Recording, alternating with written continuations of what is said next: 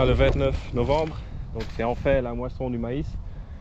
Il y a une semaine, le maïs était encore tout vert, on a eu du gel et donc après le gel il a vraiment commencé à mûrir, à virer au jaune.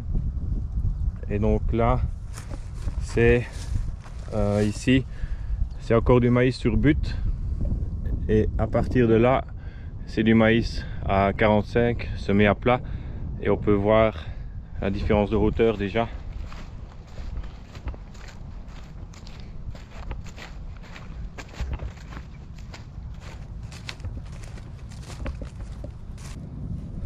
En termes de propreté, il est très propre.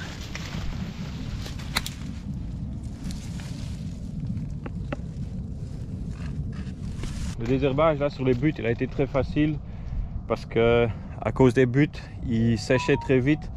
Donc on a eu beaucoup de pluie les premiers mois après le semis.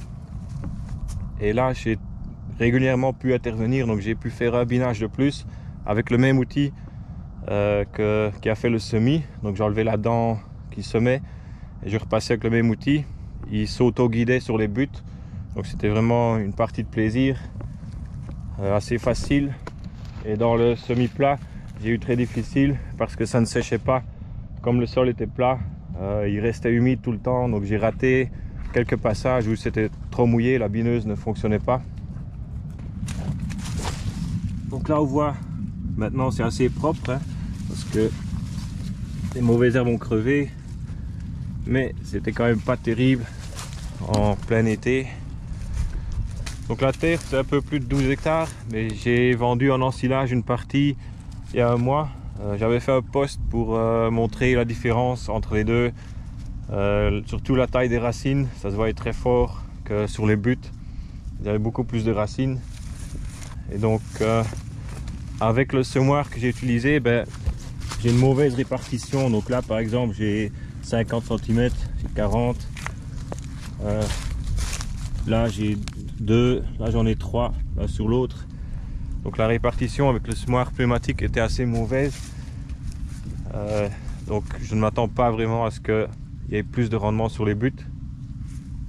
Mais ici sur la terre il reste à peu près 8 hectares et il n'arrive pas à faire un tour complet avec une trémie. Donc ça a l'air d'être assez correct au niveau du rendement. Pour l'instant on pense être autour des 8 tonnes. Donc il y a des années on a déjà fait 12 tonnes, les autres qu'on fait 6. Donc j'espère quand même être un peu plus haut que 8. Mais vu l'année c'est quand même pas trop mal.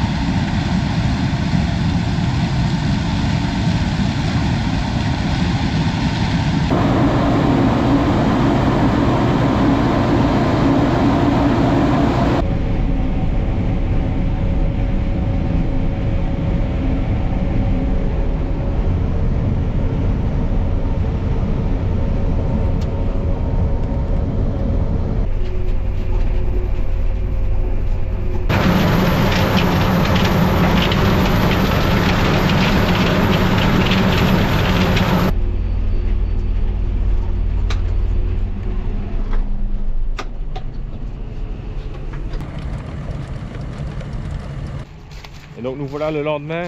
Donc là on est sur une deuxième parcelle.